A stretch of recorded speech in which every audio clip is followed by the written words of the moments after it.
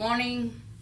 ரொம்ப நாள் கழிச்சு ஒரு லாங் வீடியோவில் வந்திருக்கேன். நான் கொஞ்சம் வெளியிலலாம் போக வேண்டியதாக இருந்ததால் வீடியோ போட முடியல. திருப்பியும் வந்தாச்சு. இன்றைக்கி என்ன ரெசிபி அப்படின்னா, பலாக்கொட்டையும் கத்திரிக்காயும் வச்சு ஒரு கூட்டம் இல்லாமல் சாம்பார் இல்லாமல் செமி அந்த மாதிரி ஒரு ரெசிபி இன்றைக்கி நம்ம பார்க்க போகிறோம். வாங்க அதை எப்படி பண்ணுறதுன்றதை நம்ம பார்க்கலாம். அடுப்பு பற்ற வச்சு கடாய் போட்டாச்சு, எண்ணெயும் விட்டாச்சு. இப்போ நெக்ஸ்ட் கடுகு போட போகிறோம்.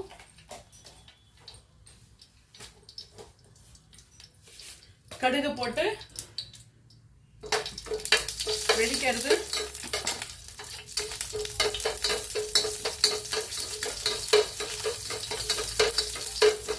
ஷார்ட்ஸ் மட்டும்தான் போட்டிருந்தேன். லாங் வீடியோ வந்து இனிமேல் கண்டினியூஸாக வரும். நம்மளோட சேனலை சப்ஸ்கிரைப் பண்ணிக்கோங்க. இப்போ வந்து கத்திரிக்காவை தண்ணியில் போட்டு நறுக்கி போட்டு வச்சுருக்கேன். அந்த கத்திரிக்காவை ஃபஸ்ட்டு போடணும்.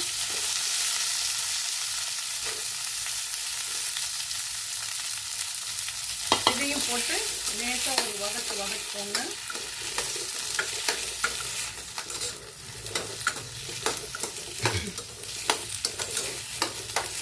எல்லாமே சீக்கிரம் வெந்துடும். கத்திரிக்காய்லாம் வந்து நல்லாவே வெந்துடும். அப்புறம் ஆல்ரெடி பலாக்கொட்டை இருக்கு இல்லையா, அதையும் வந்து வேக வச்சு எடுத்து வச்சுருக்கேன்.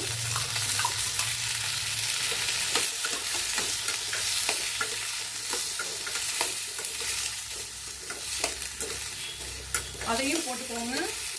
பலாக்கொட்டை வந்து வெந்துடும். ஆனாலும் நீங்கள் வந்து ஒரு ப்ரெஷர் குக்கில் வந்து குக் பண்ணி எடுத்துக்கோங்க, ரொம்ப நல்லது. டைம் வந்து வேஸ்ட் ஆகாது. பருப்புலாம் வேக வைக்கும் போதே நம்ம அந்த மாதிரி பலாக்கொட்டையை வேக வச்சு எடுத்துக்கலாம்.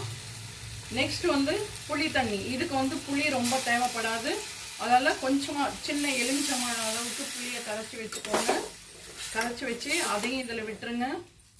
ஏன்னா ஆல்ரெடி மஞ்சள் பொடி வந்து பருப்பு வேக வைக்கும் போதே போட்டுட்டேன். அதால் இதில் மஞ்சள் பொடி போடணும்னு அவசியம் கிடையாது. நெக்ஸ்ட் இதுக்கு அரைச்செல்லாம் விட போகிறதில்ல, தேங்காய் மட்டும்தான் அரைச்சி விட போகிறேன். மிளகாய் பொடி தான் இதுக்கு. நம்ம வீட்டில் வச்சுக்கோம் இல்லையா, சாம்பார் பொடியை போட்டுருங்க. எவ்வளோ காரம் வேணுமோ அந்த அளவுக்கு காரம். ரொம்ப காரம் இருந்தாலும் நல்லா இருக்காது. கொஞ்சமாக காரத்துக்கு போட்டுக்கோங்க. அப்புறம் இதுக்கு தேவையான அளவு உப்பு.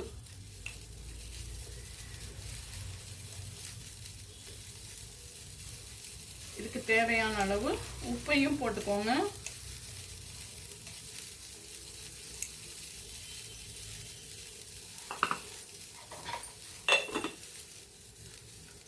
அதுக்கப்புறம் பெருங்காயப்பொடி.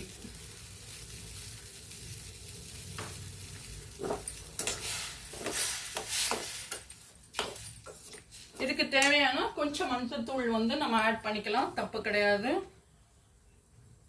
இனிமேல் நம்மளோட வீடியோ கண்டினியூஸாக வரும். எல்லாருமே வாட்ச் பண்ணுங்க. கொஞ்சம் வெளியிலலாம் போக வேண்டியது, ஊருக்கெல்லாம் போக வேண்டியது இருந்ததால போட முடியல. இனிமேல் கண்டினியூஸாக வந்துடும். இது வரைக்கும் நம்மளோட சேனலை சப்ஸ்கிரைப் பண்ணாதவங்க சப்ஸ்கிரைப் பண்ணுங்க, லைக் பண்ணுங்க, ஷேர் பண்ணுங்க, கமெண்ட் பண்ணுங்க.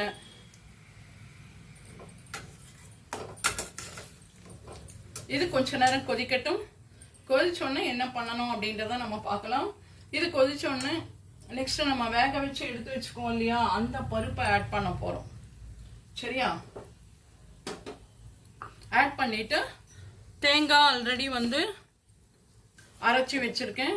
அதை லாஸ்ட்டாக வந்து நம்ம வந்து இதில் வந்து ஆட் பண்ண போகிறோம். இந்த கத்திரிக்காய் வேகிறதுக்கு கொஞ்சம் நம்ம டைம் கொடுக்கணும். ஸோ இந்த கத்திரிக்காய் கொஞ்சம் நேரம் வேகட்டும். கத்திரிக்காய் வந்து பார்த்திங்கன்னா உடம்புக்கு ரொம்ப ரொம்ப ரொம்ப நல்லது. ஏன்னா இப்போ வந்து நிறையவே கண்டுபிடிச்சிருக்காங்க. கத்திரிக்காய் சாப்பிட்றதால நிறைய பெனிஃபிட்ஸ் இருக்குது. இதில் இன்னொன்று இப்போ நான் சொல்கிறேன், கத்திரிக்காய் சாப்பிட்றதால பிபிலாம் நம்மளுக்கு ரெடியூஸ் ஆகும். அது மட்டும் இல்லாமல் நிறைய வந்து நம்மளுக்கு பெனிஃபிட்ஸ் இருக்குதுன்னு சொல்லிட்டு இப்போ ரீசெண்டாலாம் கண்டுபிடிச்சிருக்காங்க. ஸோ கத்திரிக்காய் ஆட் பண்ணிக்கோங்க. இப்போ நான் சொல்கிறேன், ஸ்கின் ப்ராப்ளம் இருக்கிறவங்க டாக்டரோட அட்வைஸ் பிரகாரம் கேட்டுட்டு கத்திரிக்காவை சேர்த்து சாப்பிடுங்க. உடம்புக்கு ரொம்ப நல்லது. இச்சிங் இருந்ததுன்னா சாப்பிட்றாதீங்க. ஆனால் கத்திரிக்காயில் அவ்வளோ பெனிஃபிட்ஸ் இருக்குது. இதை வந்து நம்ம பலாக்கொட்டையை வந்து இந்த மாதிரி கூட்டு இல்லை இந்த சாம்பார் மாதிரியும் நம்ம செஞ்சு சாப்பிட்லாம். இதுலேயே வந்து நிறைய ரெசிபீஸ் இருக்குது. நான் இன்னொன்று அப்படியே ஒவ்வொன்றா உங்களுக்கு வந்து செஞ்சு காமிக்கிறேன். உங்களுக்கு ரொம்ப பெனிஃபிட்ஸ் இருக்குது. பலாப்பழம் சாப்பிட்றது மட்டும் இல்லாமல் அதனோட கொட்டையை கூட நம்ம எடுத்து வச்சுட்டு அதுலேயே நிறைய விதமான டிஷ்ஷஸ் நம்ம பண்ணலாம். இது என்னோடய ஃபஸ்ட்டு டிஷ் இன்றைக்கி. இதை நான் செஞ்சு காமிக்கிறேன். நெக்ஸ்ட்டு இன்னும் 2-3 டிஷ்ஷையும் உங்களுக்கு செஞ்சு காமிக்கிறேன். இப்போ இதை நல்லா கொதிச்சு வச்சு இப்போ நம்ம என்ன பண்ண போகிறோம், பருப்பு இருக்கு இல்லையா, வேக வச்ச பைத்தம் பருப்பு தான் நான் இன்றைக்கி ஆட் பண்ணியிருக்கேன். துவரம் பருப்புலாம் வேணும்னு அவசியமே இல்லை. பைத்தம் பருப்புலேயும் அவ்வளோ பெனிஃபிட்ஸ் இருக்குது. துவரம் பருப்பை விட பைத்தம் பருப்பு ரொம்ப நல்லது உடம்புக்கு. அதை நல்லா ஆட் பண்ணி நீங்கள் சாப்பிட்டு பாருங்கள். அப்புறம் உங்களுக்கு தெரியும், நான் சொல்லணும்னு அவசியமே இல்லை. பைத்தம் பருப்பு ஆட் பண்ணும்போது, அதாவது சிறுபருப்பு ஆட் பண்ணி சாப்பிட்டு பாருங்கள். நிறைய பெனிஃபிட்ஸ் அதுலேயும் இருக்குது. ஹெல்த்துக்கு ரொம்ப நல்லது. துவரம் பருப்பை விட சிறுபருப்பு ரொம்ப நல்லது. இப்போ நல்லா கொதிக்கட்டும். ஏன்னா அந்த மிளகாப்பொடியோட நெடி, அப்புறம் வந்து மஞ்சப்பொடி, மிளகாப்பொடி, மஞ்சப்பொடி, புளி, அதனோட ரா ஸ்மெல் எல்லாமே போனோம். நம்மளுக்கு பெருங்காயம் தான் நம்ம ஆட் பண்ணியிருக்கோம். இதில் வெங்காயம், பூண்டு எதுவுமே நம்ம ஆட் பண்ணலை. ரொம்ப ரொம்ப டேஸ்ட்டாக இருக்கும். நீங்கள் செஞ்சு பாருங்கள். ஆனால் புளி மட்டும் நிறைய விட்டுறாதீங்க. கத்திரிக்காய் சீக்கிரமே வெந்துடும். ரொம்ப நல்லது. பெனிஃபிட் வந்து இதில் நிறைய இருக்குது கத்திரிக்காயில். நான் ஆல்ரெடி கூட உங்களுக்கு சொல்லியிருப்பேன். கத்திரிக்காய் பொடி இடிச்ச போட்ட கறி பண்ணும்போது நான் உங்களுக்கு அதில் சொல்லியிருக்கேன். எப்போவுமே கத்திரிக்காய் பண்ணும்போது சொல்வேன். ரொம்ப பெனிஃபிட்ஸ் இதில் இருக்குது. உங்களுக்கு தெரியாது இல்லை, எனக்கு தெரிஞ்சதை நான் உங்ககிட்ட ஷேர் பண்ணிக்கிறேன். இதில் இன்னும் ஏதாவது ஆட் பண்ணணும், இல்லை நான் தப்பாக சொல்லிட்டாலும் நீங்கள் கமெண்ட் பாக்ஸில் கமெண்ட் பண்ணுங்கள். மிஸ்டேக்கை ரெக்டிஃபை பண்ணிக்கலாம், தப்பு இல்லை.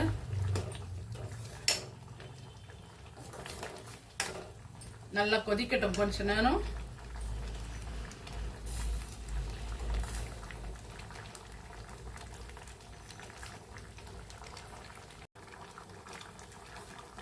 இப்போ நம்ம கத்திரிக்காய் வந்து வெந்தாச்சு. எப்படி வெந்ததுன்னு கண்டுபிடிக்கலான்னா, ஜஸ்ட் ஒரு சின்ன கத்திரிக்காவை எடுத்து இந்த எட்ஜில் எடுத்துன்னு போயிட்டு இந்த கரண்டியோட எட்ஜில் இப்படி இது கட் பண்ணிங்கன்னா ஆட்டோமேட்டிக்காக கட் ஆகிடும். ஸோ கத்திரிக்காய் வெந்தாச்சு. அந்த ரா ஸ்மெல் எல்லாமே போயாச்சு. இப்போ நம்ம அரைச்சி வச்சுருக்கோம் இல்லையா வெறும் தேங்காய், அதை வந்து இதில் ஆட் பண்ண போகிறோம். ரொம்ப கலர்ஃபுல்லாக இருக்கும். கலர்ஃபுல் அண்ட் ரொம்ப டேஸ்டாகவும் இருக்கும். செஞ்சு பாருங்கள். பலாப்பழம் சாப்பிட்றது மட்டும் இல்லாமல் அதனோட கொட்டையிலையும் நிறைய பெனிஃபிட்ஸ் இருக்குது. சுகர் பேஷண்ட்லாம் பார்த்து சாப்பிடுங்க. ஏன்னா அது ரொம்ப சுகர் வந்து ஹைக்கில் கொண்டு போகும் பலாப்பழம். அவ்வளோதான். கத்திரிக்காய் பலாக்கொட்டை வச்ச சாம்பார் ஆர் கிரேவி, கூட்டு அந்த மாதிரி ரெடி ஆயாச்சு. இதே மாதிரி ரெசிபி நீங்களும் உங்கள் வீட்டில் செஞ்சு பார்த்து சாப்பிட்டுட்டு எப்படி இருக்குன்னு சொல்லி லைக் பண்ணுங்கள், ஷேர் பண்ணுங்கள், கமெண்ட் பண்ணுங்கள். மறக்காமல் இது வரைக்கும் நம்மளோட சேனலை சப்ஸ்கிரைப் பண்ணாதவங்க சப்ஸ்கிரைப் பண்ணுங்கள். அதுக்கு தான் நான் மறுபடியும் சொல்கிறேன். இதில் இன்னும் நிறைய நியூ ரெசிபிஸ் எல்லாமே வரப்போகிறது. இந்த லாங் கேப் விட்டதால் எனக்கு கொஞ்சம் இதுவாயாச்சு. ஏன்னா வீடு ஷிஃப்டிங் இருந்ததால் போனதால் கொஞ்சம் ப்ராப்ளம் வந்தாச்சு. இனிமேல் அகைன் அண்ட் அகைன் வந்து உங்களுக்கு இதே மாதிரி ஒரு நல்ல ரெசிபிஸோடு நான் உங்களை மீட் பண்ணுவேன். பாய், டேக் கேர்.